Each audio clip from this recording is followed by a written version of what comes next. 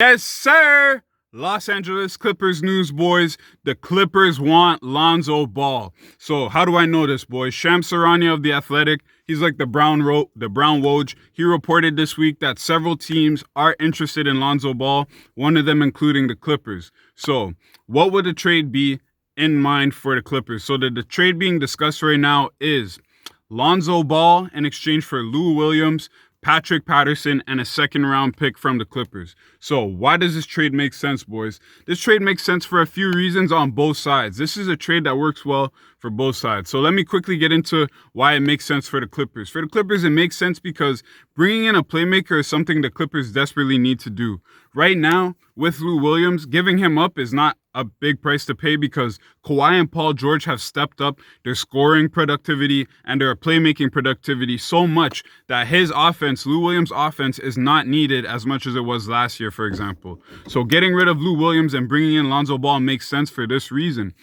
The second unit, the bench unit, struggling defensively when Lou Williams comes on the floor. Lou Williams, for his whole career, has never been a defensive-minded guy. He's been the type of guy that offenses kind of feast on defense.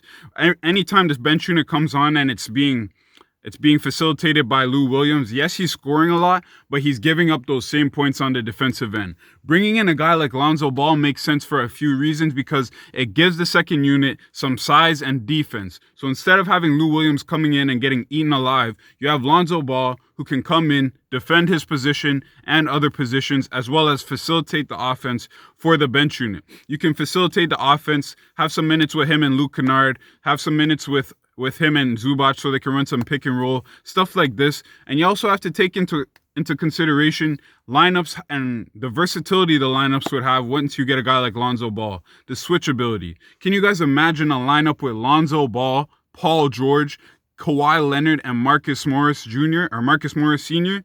They can literally switch on everything. Boys.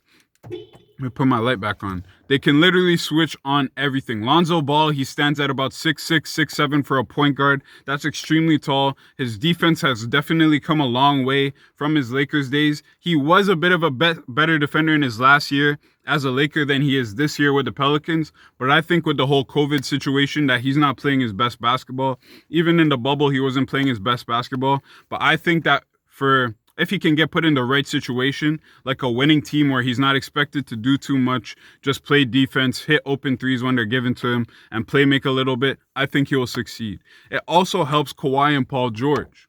Why does this help Kawhi and Paul George? Because without a true point guard on the team, Patrick Beverley, he's there, not much of a playmaker. Lou Will, not much of a playmaker. So without having a true playmaking point guard on the team, Kawhi and Paul George are being forced to pick up most of those playmaking responsibilities. And that's just not what they're most efficient at. I say it all the time, guys.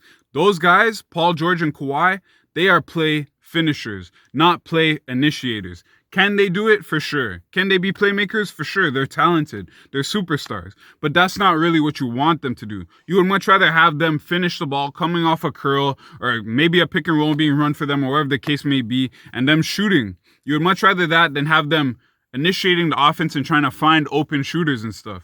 So when you get a guy like Lonzo Ball, he can initiate and trigger the offense so he can get these guys open, get guys like Paul George and Kawhi open. So instead of Kawhi having to be a playmaker, he can focus on what he does best, and that's being a lockdown defender and being a shot creator and being a scorer. That's what he's best at, not playmaking. So I think it makes sense in that sense for the Clippers. For the Pelicans, it makes sense because they don't have to take on long-term money with Lonzo, who's going to be expecting like a very large contract. You know how he is. He's signed to Clutch, so it makes sense why he's going to want a very large contract, and the Pelicans just don't seem interested in giving him that contract. It also makes sense for the Pelicans because they get to pair Zion with Lou Will in certain instances, and I think it will make sense because you can get back the same kind of vibe you had when it was Lou Will and Harrell. The only difference is Zion does everything Harrell does better. He's more athletic, he's younger, and he has higher potential. Right now, Zion is averaging 27 points. Bring in a guy like Lou Will alongside him, and I could see that going straight up, boys.